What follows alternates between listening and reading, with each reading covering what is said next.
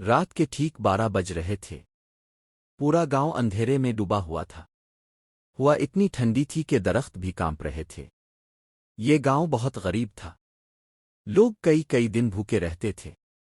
کسی کے گھر میں آٹا نہیں، کسی کے پاس بچوں کے لیے دوائی نہیں۔ اسی غربت کے دوران ایک رات گاؤں میں ایک عجیب عورت آئی۔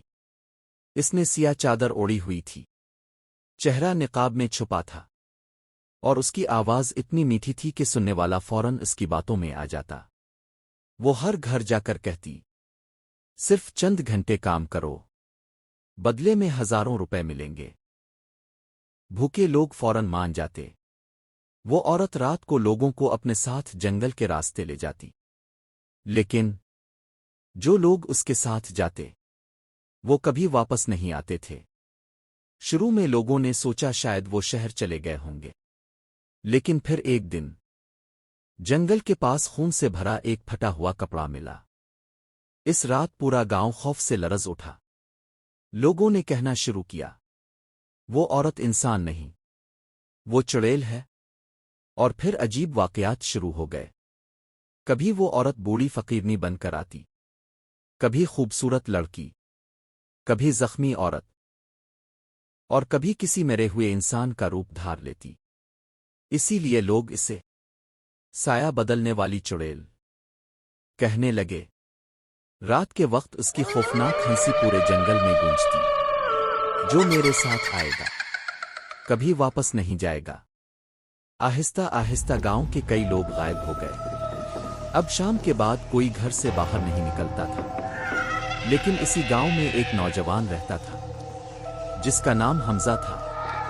حمزہ کے والد بھی اس چڑیل کے ہاتھوں مارے جا چکے تھے۔ اس کی ماں ہر رات روتی تھی۔ حمزہ نے قسم کھائی، تو یہ چڑیل زندہ رہے گی۔ آمین۔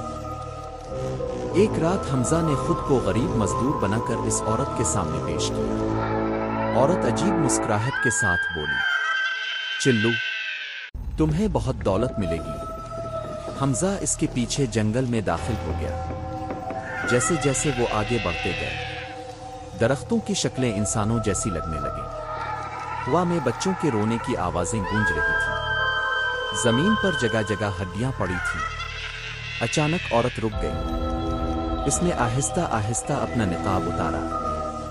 حمزہ کے جسم میں خوف کی لہر دوڑ گئی۔ اس عورت کا چہرہ آدھا جلا ہوا تھا، آنکھیں سرخ انگاروں کی طرح چمک رہی تھیں، منہ سے لمبے نوکیلے دانت باہر نکلے ہوئے تھے، اور اس کے بال سانپوں کی طرح پھل رہے تھے۔ پھر وہ زور زور سے ہنسنے لگی۔ اچانک اس کا جسم لمبا ہونے لگا، ہاتھ پنجوں میں بدل گئے، اور اس کی ٹانگیں الٹی ہو گئیں۔ میں نے سینکڑوں انسانوں کا خون پیا ہے، اب تمہاری باری ہے۔ وہ حمزہ پر جھپٹی، لیکن حمزہ تیار تھا۔ اس نے اپنے کپڑوں کے اندر چھپا ہوا تعویذ نکالا۔ تعویذ دیکھتے ہی چڑیل خوفناک چیخیں مارنے لگی۔ پورا جنگل ہلنے لگا، درخت زور زور سے لرزنے لگے۔ چڑیل نے حمزہ کا گلا پکڑ لیا۔ اس کے لمبے ناخن حمزہ کے بازو میں دھنس گئے، لیکن حمزہ نے جلتی ہوئی مشل اٹھائی اور پوری طاقت سے چڑیل کے سینے میں گھونپ دی۔ چڑیل کی ایسی چیخ نکلی کہ پورا جنگل گونج اٹھا۔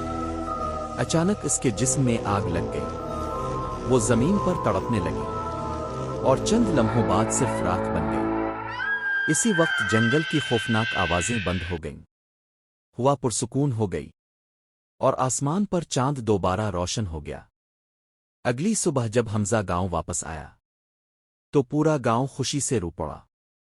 لوگوں نے اسے اپنے کندھوں پر اٹھا لیا، بچے اس کے ارد گرد ناچنے لگے، بوڑھے فخر سے کہنے لگے، حمزہ نے موت کو شکست دے دی۔